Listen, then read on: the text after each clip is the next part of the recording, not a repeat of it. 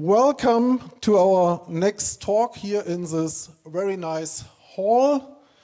And it's about the most widely used anonymity network, Tor. I guess everybody knows Tor, therefore you are here, or you will learn what a Tor is. And I think there's also about every year a talk about Tor and what's going on and what changed and what attacks there were and so on. So this year we have Gus and Hiro, and they will be our guardians of the onion and ensure the health of the Tor network. Enjoy.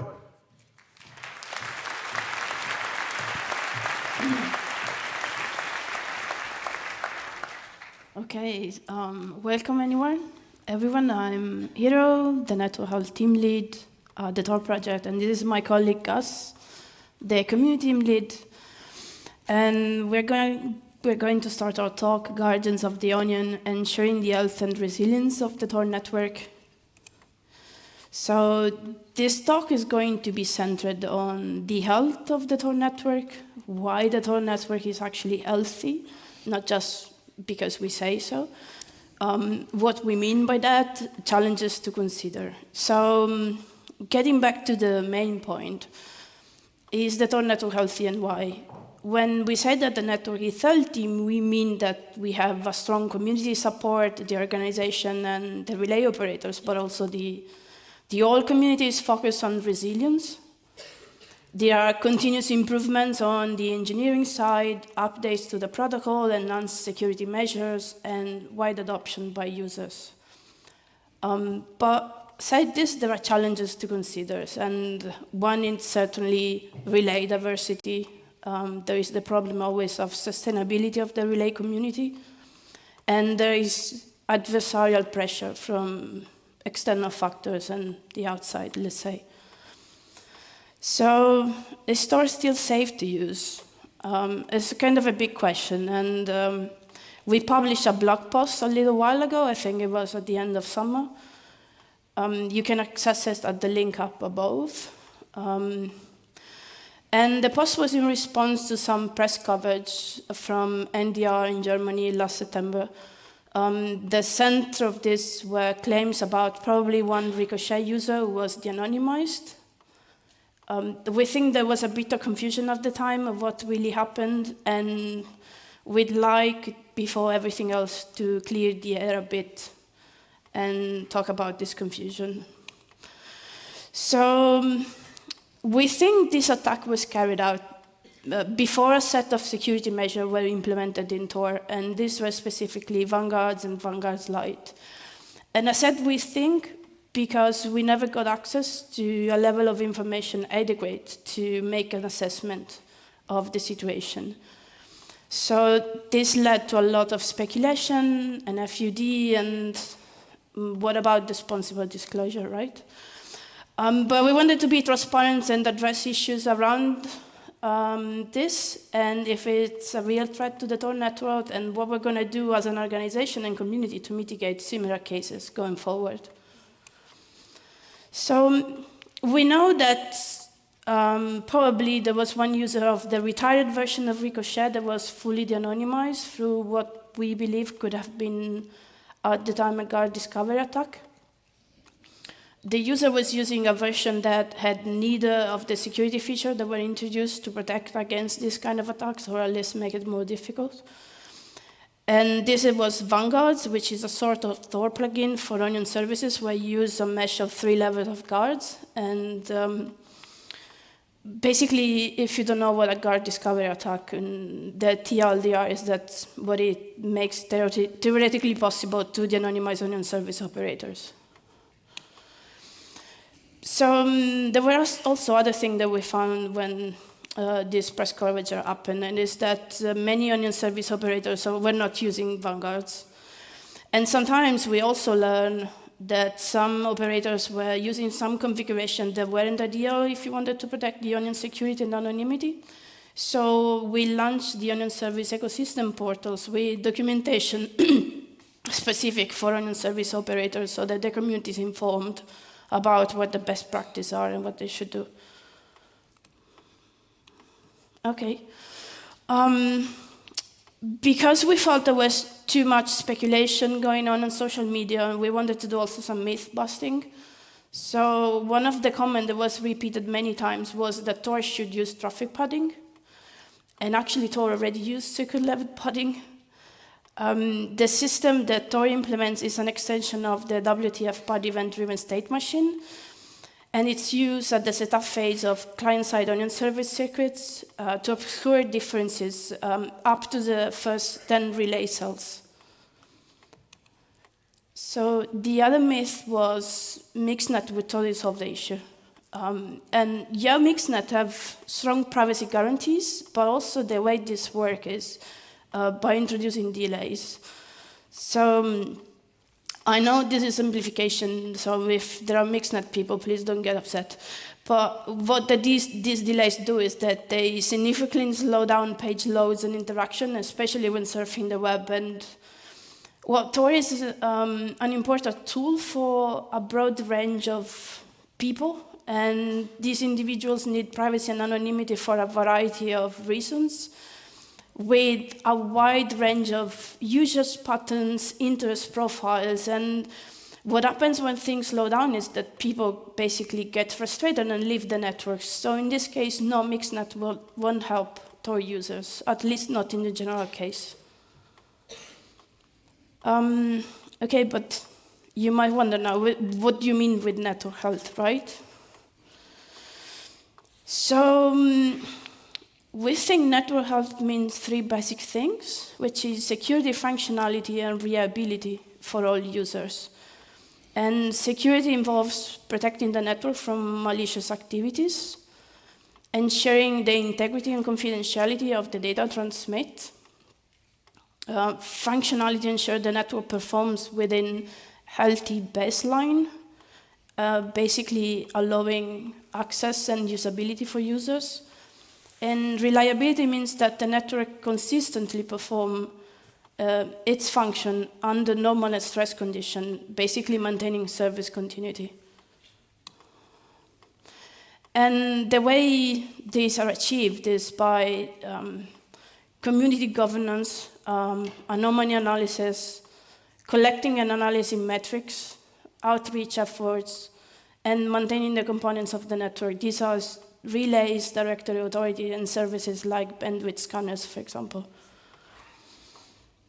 But also by fostering a diverse and resilient relay operator community, monitor patterns for bad relays, and eventually flag this up for removal, and outreach campaign to actually grow the network and the community. But so eventually, network health is about the metrics, and the metrics is what let us establish what is the status of the network, which is the picture of how the network is doing, basically. So let's look at some baseline. These are the number of servers and bridges, or relays and bridges. We have approximately now 8,000 relays and 2,000 bridges, and since I think half 2018, the number of relays has grown approximately 30%, which is good. We have 900 gigabit per second of advertised bandwidth, and utilization is growing too, which takes us to the fact that also performance has also improved for the network as a whole. And one thing that is interesting is that if you look at the different servers from where we measure performances, since we launched Conflux, we measure both performances for non-Conflux and Conflux-enabled clients. And when we look at the difference between Hong Kong and the United States, the Conflux client in Hong Kong is almost performing like the non-Conflux client in the United States. So it means that performance are improving across geographical distribution of users, which is a good thing. But let's talk about network concentration. I mean, it's kind of the elephant in the room, and we know we have concentration, and we need to address that issue. So we thought to basically look at diversity from a metrics point of view. And one thing that we did is that we made this thing called the probability mass function of countries, relays across networks and other attributes. And the probability mass function is basically one way of looking at the network, so that when you pick a relay at random, you have this probability that would be in one country or another. And when you look at it, you'll see that there is concentration, especially in Germany and the US. And in general, like the top 10 countries are approximately concentrating 75% of more of the relays. We did the same for autonomous system, ASs, and we get a better picture somehow. We see that 10 ASs though concentrate 40% of the relays.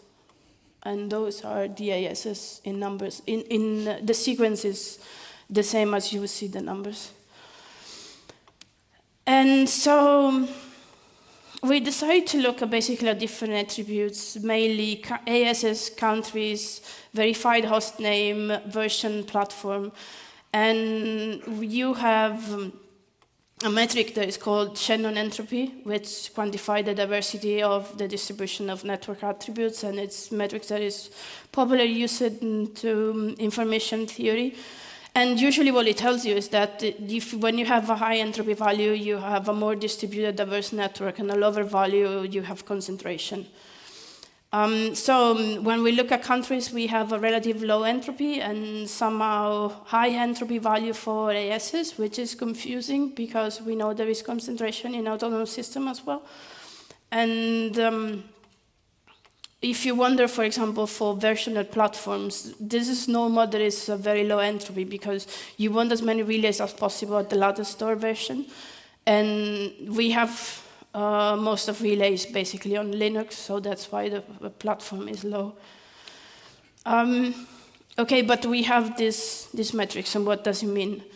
So when you have diversity across autonomous system country, you have in general more resilient and secure network because it's more distributed and less vulnerable to centralized attacks or control. You also have somehow jurisdictional safety. So when you have country diversity, it means that no legal framework or government can exert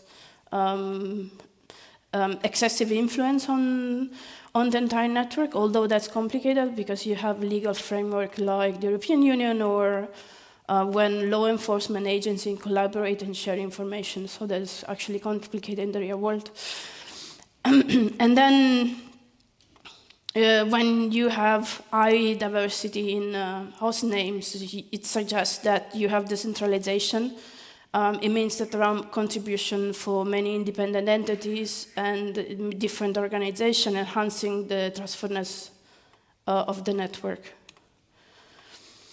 But while we were looking at the diversity of the Tor network, we thought that maybe it's not something that affects only Tor, it's something actually there is more spread, it's like a systemic issue.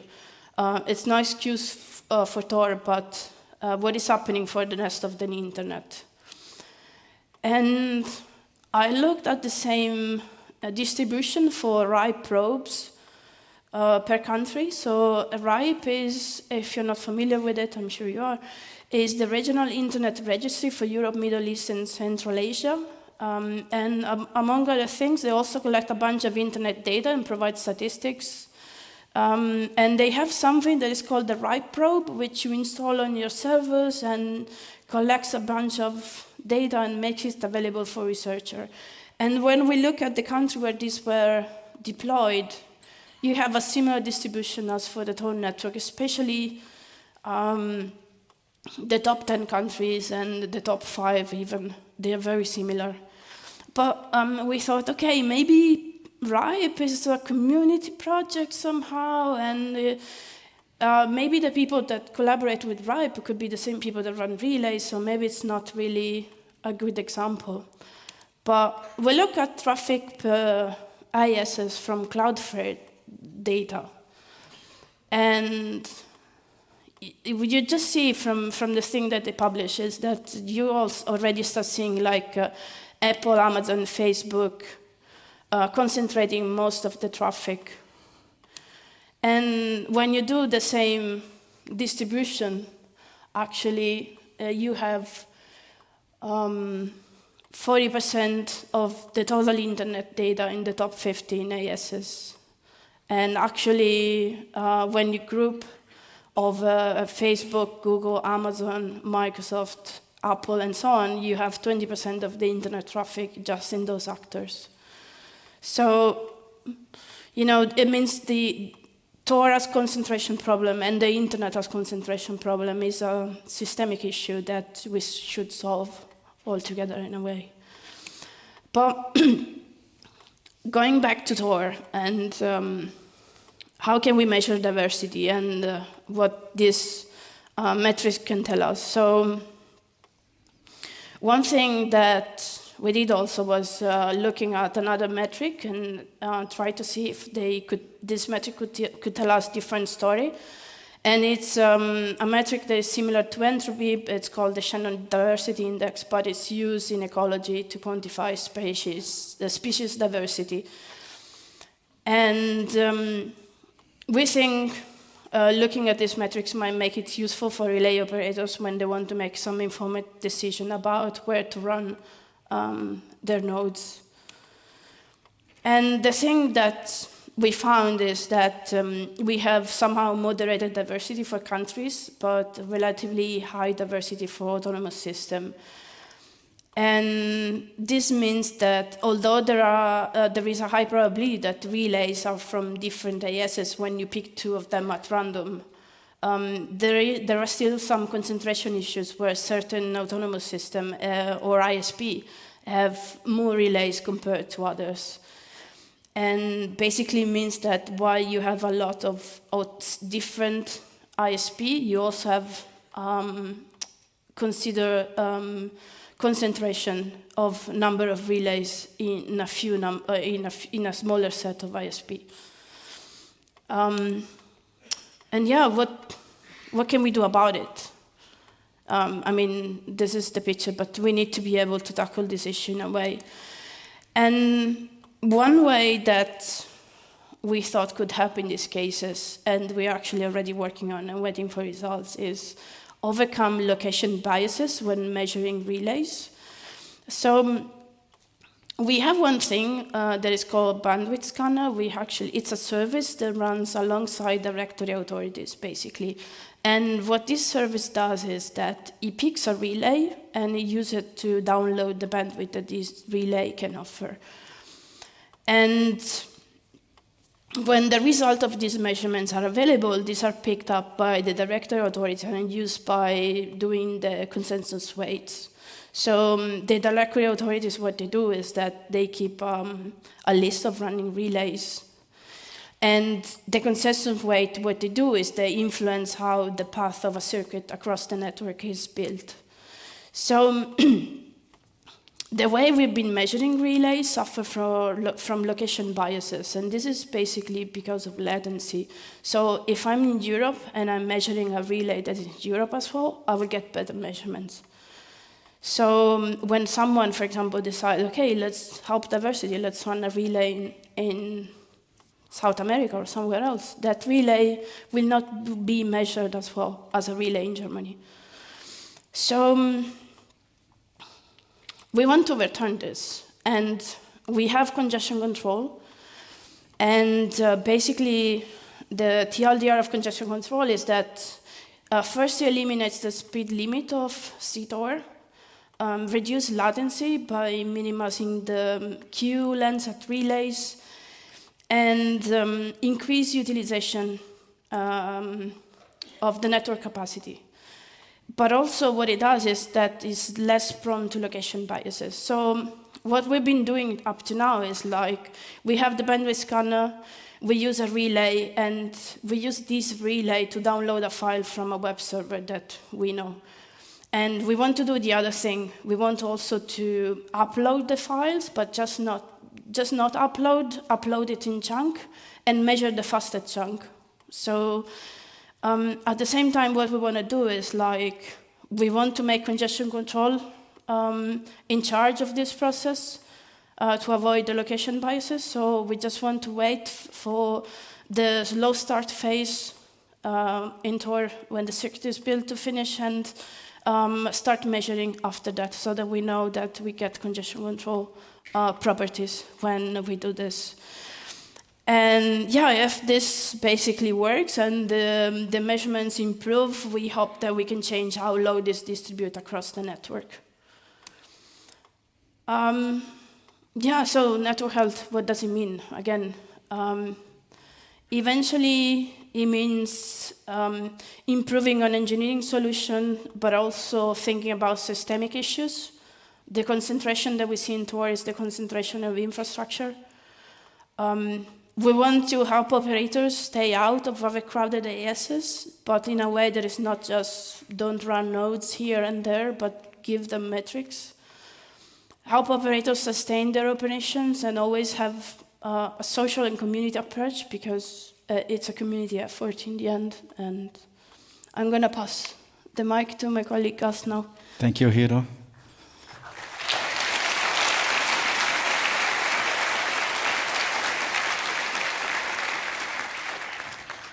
Hi, my name is Gus. I work at the community team lead at the Tor project. And when we talk about Tor, if Tor is safe, we should also think about our community. Because without a health community, it's impossible to have a safe network. We need to trust each other to defend ourselves against nation-state attackers, scammers, phishers, crypto bros, and other attackers. So we came up with different safeguards. Hiro talked a bit about technical ones, but I'm going to focus on some non-technical ones that are improving the Tor community and the Tor network. We are combating bad relays, building the Tor community governance, reach out to digital security trainers in the Global South, and we have one upcoming work about improving the Tor environment impact, carbon impact, sorry. But before we talk about combating bad relays, who here is running Tor relays? Please raise your hand. Cool. And who here, yes.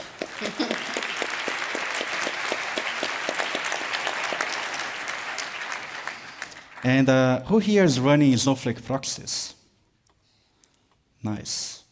All right, and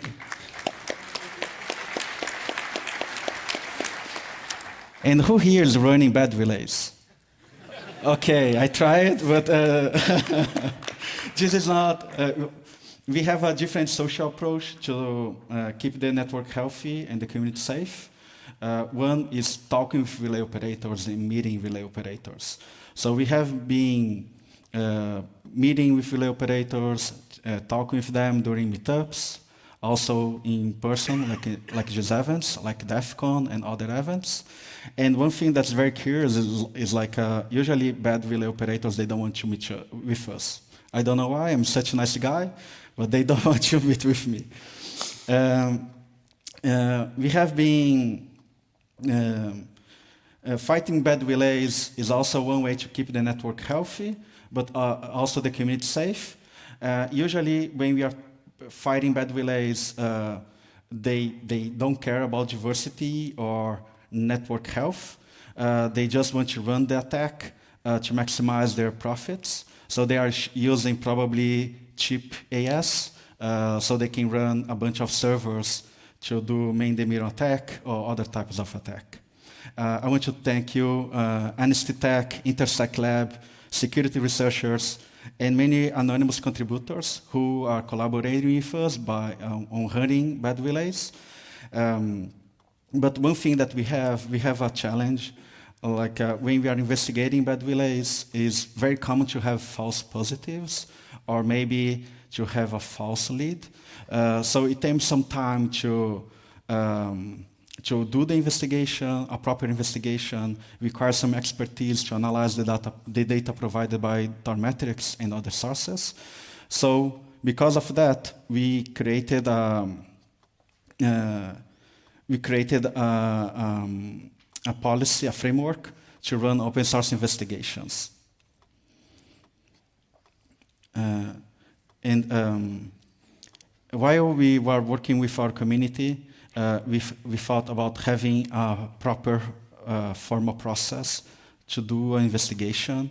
It would help more volunteers and more security researchers to collaborate in a more meaningful way. This framework also help people to avoid common mistakes while reading Tor metrics. You could see on the metrics on the slides some drops. It was not because we lost 4,000 relays in one day. It was just a metrics bug. So just kind of common issue. You can see people on Reddit reporting all the time, like, hey, what happened this day? And it was like, oh, the server just rebooted and we lost the data. It was not just, it was not an attack or something like that. So this framework will help you to do a proper investigation. We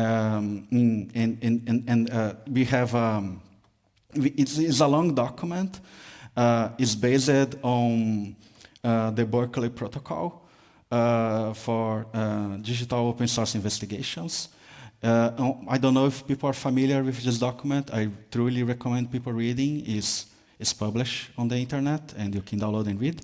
But basically, it covers operational security for the open source investigator, but also legal and other issues that you may face. For example, let's say that you start an investigation, an open source investigation, and maybe you find a national state attacker, a nation state attacker. Maybe you are going to have some security issues or legal issues. So reading that protocol will help you to do better investigations and also to collaborate with us. I know it's a long document, but it's like a guide. It will help you to do a better investigation.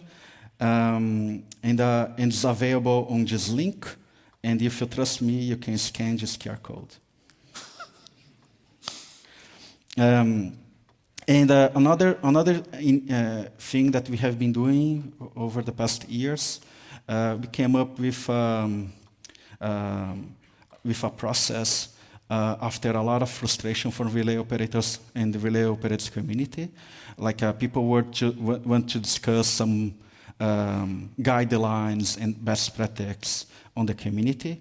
So we created a meta proposal process. So you can send a proposal to the Tor community, and the Tor community is going to evaluate that proposal, give feedback, and if it's approved, we can implement as a community, as part of the community guide. We have different, based on this process, we created different policies. We wrote one policy about incentivization. We have been seeing a lot of scammers on the Tor community. People saying, hey, just transfer your money to my Monero wallet and I will give you back. And we think that's a scam. I didn't try, but I don't recommend you trying. I don't think you're going to get your money back from that Monero wallet. So the idea of this guideline is to try to make harder for scammers and crypto bros to run their schemes against the Tor community. We also have another policy that we worked some time ago, is the mandatory email address for relay operators. This is an old demand especially from exit operators. They have been asking for applying that not just for exits relays, but also for the entire community. One very interesting thing about that discussion is that we have seen very well-known attackers joining the discussion using socket puppets. One that was covered in some other congress by Nuceno was KX17. This entity was part of the discussion pushing back against contact info. They were saying, no, the Tor network is going to be safer if we have multiple attackers attacking the network. I don't know how that would work, but I don't think that how you have a healthy community or healthy network. So we have been seeing some attackers, but also some legit operators pushing back against the required contact information. This is a proposal. It's open for community to give feedback.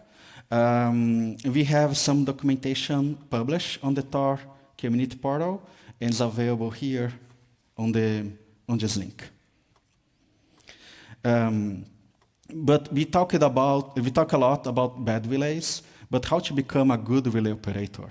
So we created this other document. It's called Expectation for Relay Operators. It has a bunch of guidelines, good practices on how to help relay operators to be part of our community and to contribute in a positive way with the Tor network.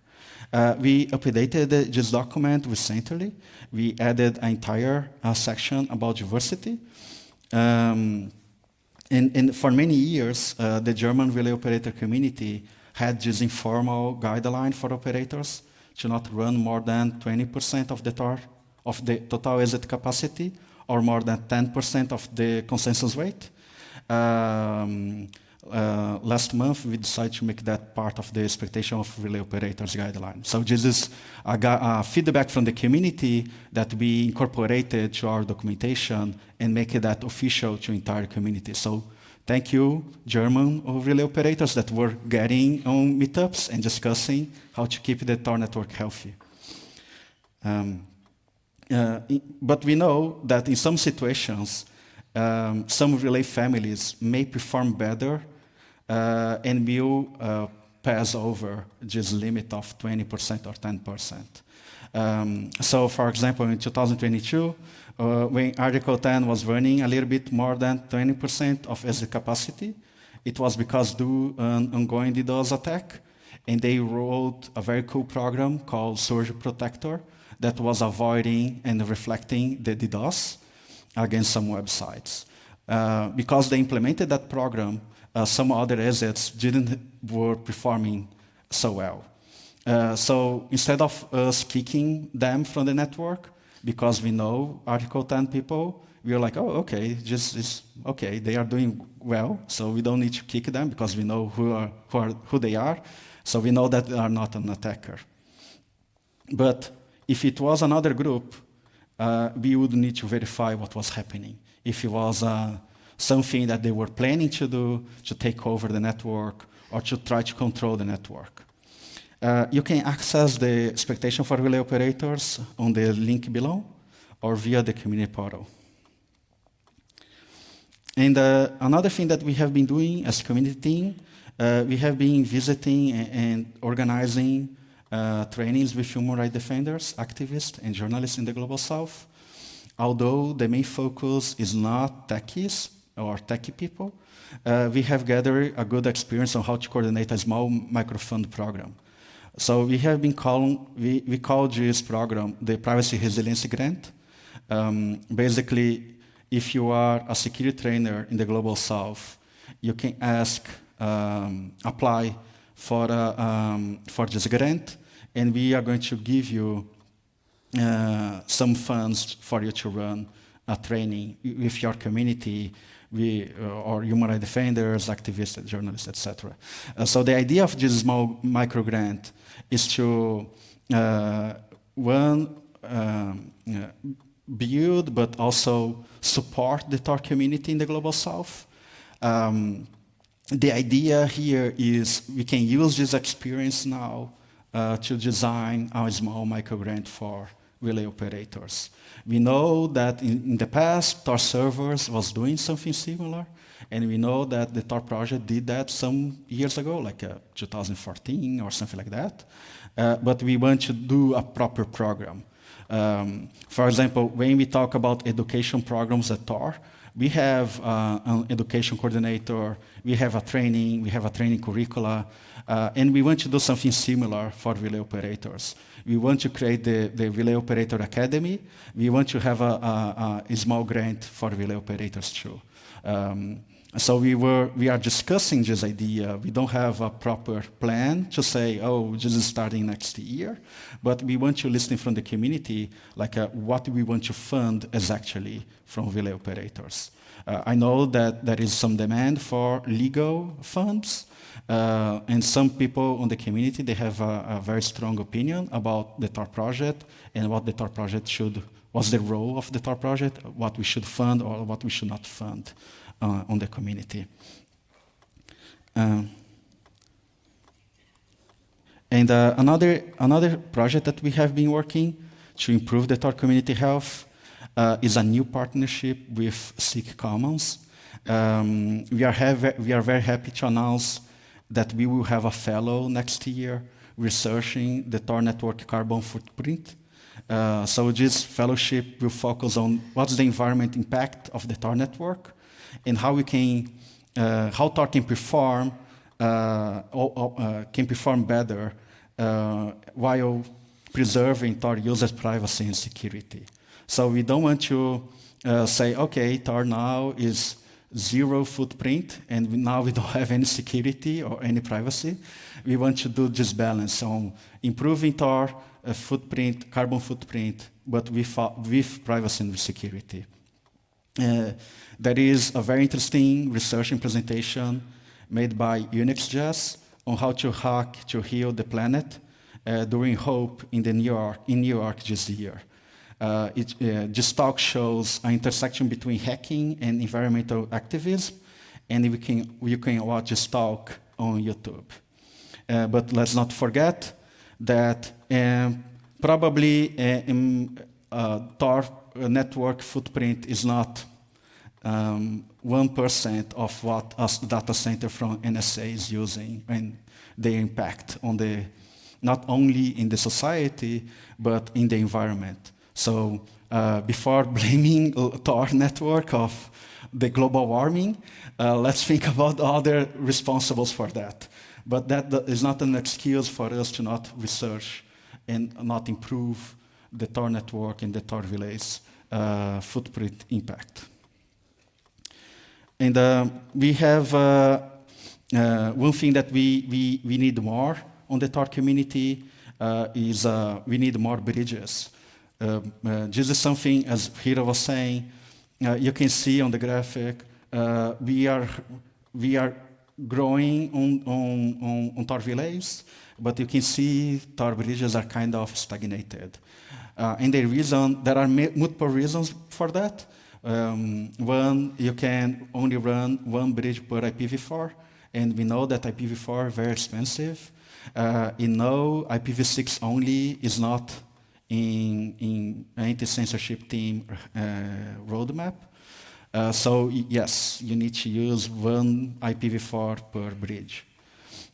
We launched a new bridge campaign at the end of November. If you run 5 bridges, we will give you a Tor t-shirt. This is the best deal that you're going to have.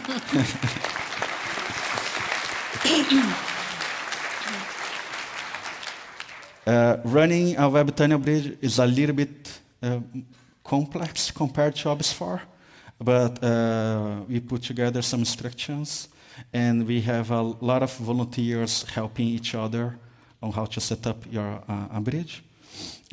Or if you don't have resources to run a web tunnel, please run a Snowflake proxy. It's very easy. You can even run on RBot on your phone, on Android, or you can install a web extension on your computer. So, who are the guardians of the onion? I think this is the main question of this presentation. It's you, the Tor community. So, thank you everyone for running relays, for running bridges, running Snowflake proxies, for running Tor trainings, translating Tor. You are like let's think about CCC. What is CCC without community?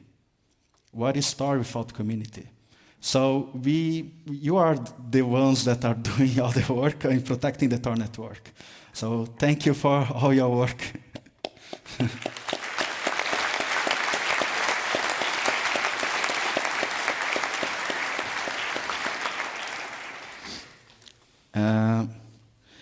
And yeah, we have other Tor activities during the Congress this year. We have tomorrow at the Tor Relay Operators Meetup. I have a bunch of war stories about bad relays that I would not like to share on the record. I would prefer to share off the record. We have another talk called All Things Tor Related. people will talk about RE relays. This is a very common question that people ask every Tor relay operator meetup. And we also have a Tor project assembly. If you are using Mastodon, please use the hashtag Tor so we can retweet and share your post. And next year, we will have a bunch of activities. We will be present at RightsCon in Taipei. We have a bunch of talks there. We will present on the International Journalist Festival in Perugia, and many other events, and also here in the Congress in Hamburg next year. And also we have monthly relay operator meetups. If you want to know more about these meetups, they are advertised on the Tor Relay mailing list. And to finish, I want to say a final message about a colleague that passed away last November. Lunar was a Tor contributor. During his time at Tor, he did an amazing work. But probably everybody remember of the Tor weekly news. At least I remember. He maintained it for a long period. And while preparing this talk, I was looking for Lunar. I was searching for a Lunar picture in his memorial website. And I want to finish with this message that I saw there. Friends don't die, they stay with us forever. So thank you, Lunar.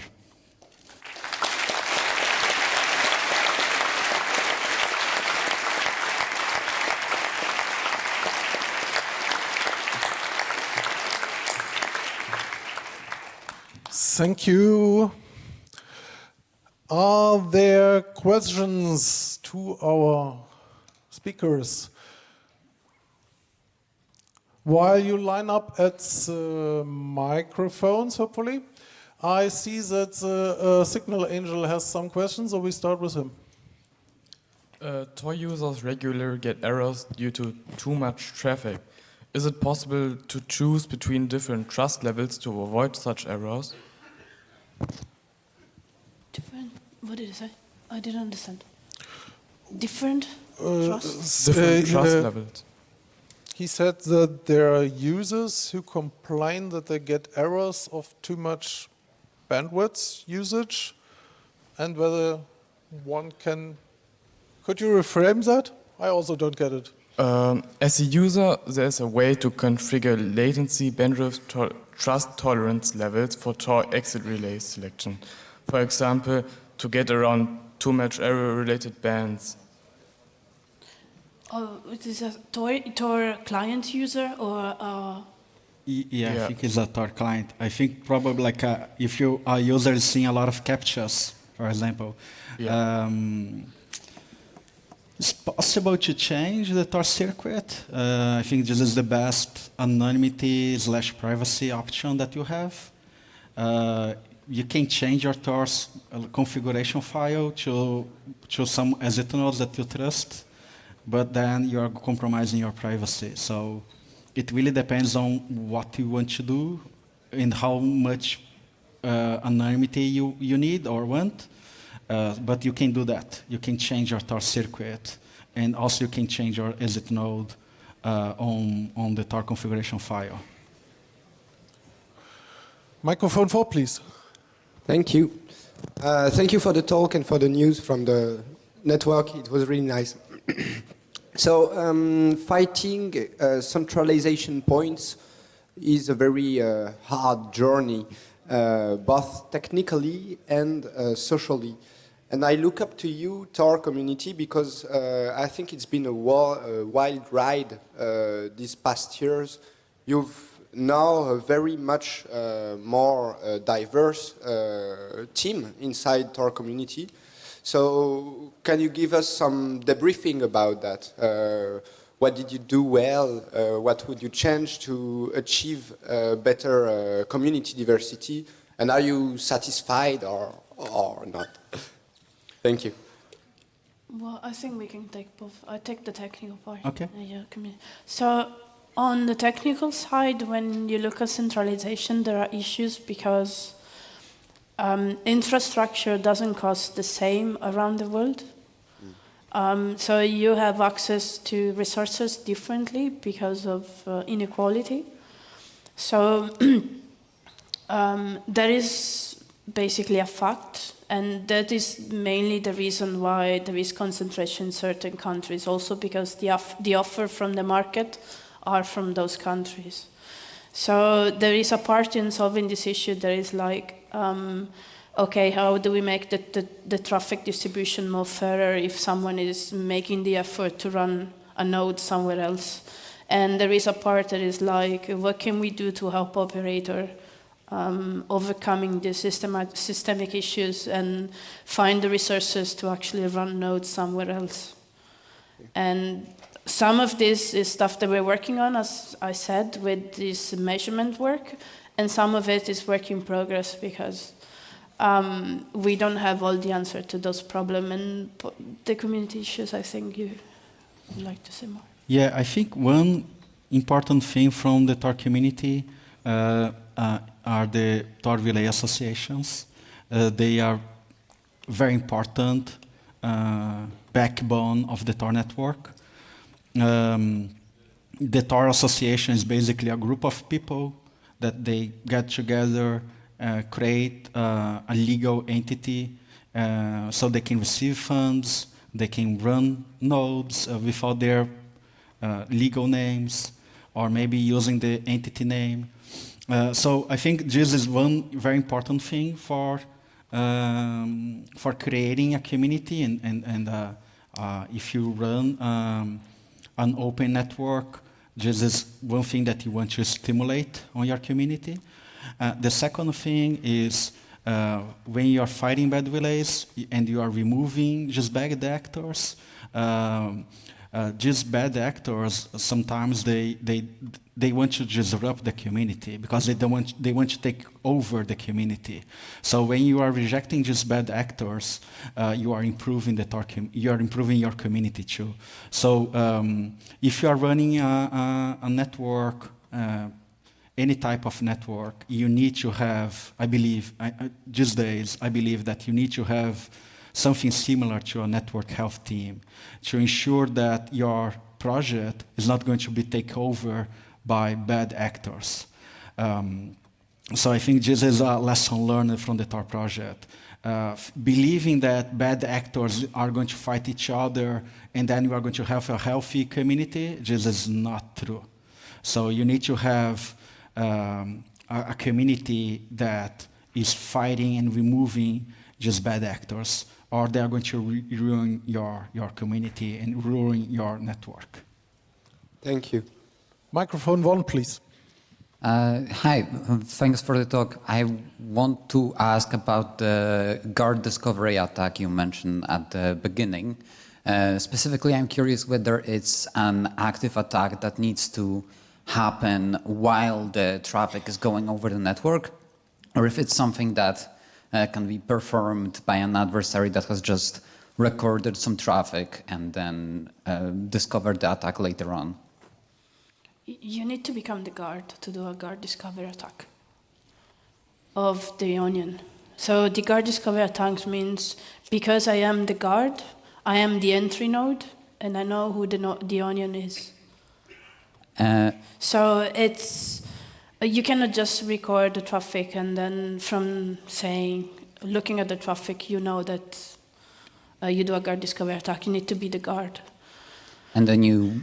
Of course, in having to be the guard, there is a lot involved because you might do things to try to become the guard, and then you might need traffic in order to verify some other things. So, but the specific, in a way, it's active, meaning that you cannot be just an observer. You need to be a relay. Okay, thank you. Then we go to microphone 2. Thank you for your talk. I've looked at the framework proposal for the network health investigations, and I wanted to think, as a mostly Tor user, I've thought about what very, very often happens is that you go to a website and you get SSL error because someone tried to man in the middle you. Even simple F5 often solves the issue and you get the proper website. Is it possible for a framework like that, similar to this proposal, to be created where you get very simple instructions of how to obtain certain information? Because the proposal that is on the GitLab is very, very high level of how you should prepare the investigation and not how to collect data, for example, where you can even see what nodes you went through and stuff like that. So how to even collect data, because it's not really easy to use Tor. Yeah, the proposal is not intended for end users, is for investigators. So just kind of information about how do you obtain your circuit path or your or information about an IP address. This is kind of expected for the open source investigator. But about the first attack that you mentioned, the main demiron attack on the exit nodes, if you are an AD user and you are using Tor browser, a modern version of Tor browser, it's important to mention this, you are going to have HTTPS only. And if you visit a website that is going to be, and the exit node is trying to intercept your connection, is going to have a warning page saying, hey, don't do that. If you do that, you are going to be visiting a website that we do not trust. So just kind of mitigations is important for the Tor networking for users. I believe that improved a lot against this specific attacker, and more specifically against the attacker that was doing main demiron attack against cryptocurrency exchanges. But still, some users still, they don't read the warning page and they just proceed. If that happened with you or somebody that you know, please contact us. We want to improve the usability of Tor browser and other Tor products. So if that warning is not helping users, we need to rethink and redesign the Tor browser user experience. To make it more precise, I'm asking if there's an option to gather information from those users to improve the quality of the relays. So we can, for example, mark relays who do that, try to man in the middle. Because that happens every single day, multiple times, every time, when I use Tor. I think we can talk later or during the meetup so I can understand, because I'm not understanding a little bit what's happening. But thanks for your question. Then we go to microphone 4 again. If I understand correctly, it's usually not advised to run Tor exit nodes on your home network because you might get in legal trouble if your IP shows up in some logs or something of that manner. Is it enough to use regular hosting providers, or do you advise to use anonymous hosting? Sorry? So, if I understand correctly, he wants to know what is the best way to run an exit and where. Okay. We have some documentation in the community portal.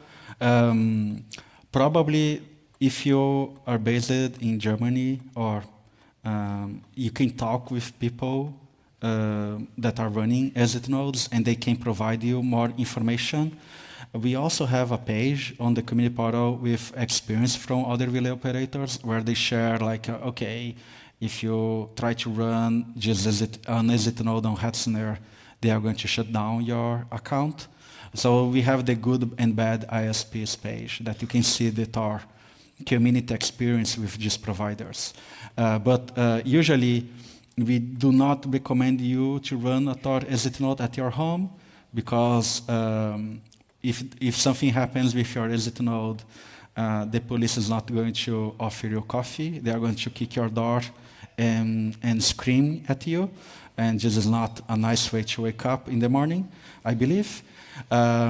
So yeah, do not run an exit node at your home IP address. Other relays are fine, like bridges, Snowflake is totally fine.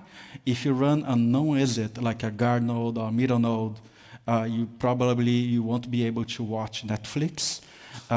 If you don't care about Netflix and other Amazon cloud provider service, then probably it's fine to run just non-exit at your home. My question was if the potential legal trouble can still hit you if you use a hosting provider where you have to give your data, because the police might just get that data via legal ways and then still raid you. Oh, okay. Yeah, it's still possible because the police is not accountable. So it doesn't matter your country is actually, some countries you can fight back, but after the fact. Like we had some experience here in Germany this year, I believe, with Article 5. They are running exit nodes in a data center. And even though they are running just exit nodes in the data center, the police arrived at the home of the legal contact of the association. And they knocked on their door. It was not a nice situation. But yeah, and this is Germany where we have a lot of exit nodes. So just because you are running an exit node in a data center doesn't mean that they are not going to provide information to the police.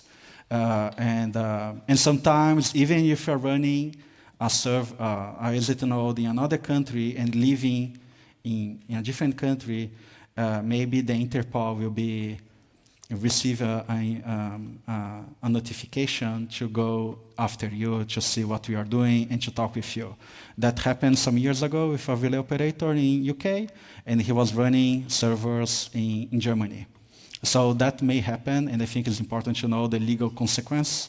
That's why we always recommend to have an institution or have a relay association, so it will be better for you to fight back against this. So it's not you, individual person that's running that exit node, it's the legal association. Thank you. Microphone 2, 1, sorry. Thank you for the talk again. You were talking a lot about exit nodes. I wanted to ask, how is the situation with distribution of exit nodes, and if there is an issue about that in the Tor network? And regarding to that, if there is a possibility to give some legal support to exit node operators outside of Germany and the West, for example, in Eastern Europe, if there is some framework from the Tor Association or from the community to provide support like that. Thank you. Yeah, I think some of these questions we can move to the Tor relay operator meetups, because this is exactly what we talk, solidarity with other relay operators. We, as the Tor project, we don't have a legal fund, but we have organizations in the Tor ecosystem that could support with legal support or other paperwork that you need. I think if you are concerned about this, first thing that you need to do is to talk with your local digital rights organization. If you don't know your local digital rights organization in your country, you can talk with me and I can check on our contacts and then put you in touch. I think this is the one first step. If you're thinking about running an exit node in your country, look for lawyers because they will be able to support you if you get in trouble. Sometimes won't happen anything because the provider knows that you are running an exit node and will just ignore the complaints. But other times, maybe something happens. It's not just copyright infringement notification. Sometimes it's a criminal investigation that will require the police from your country to talk with you.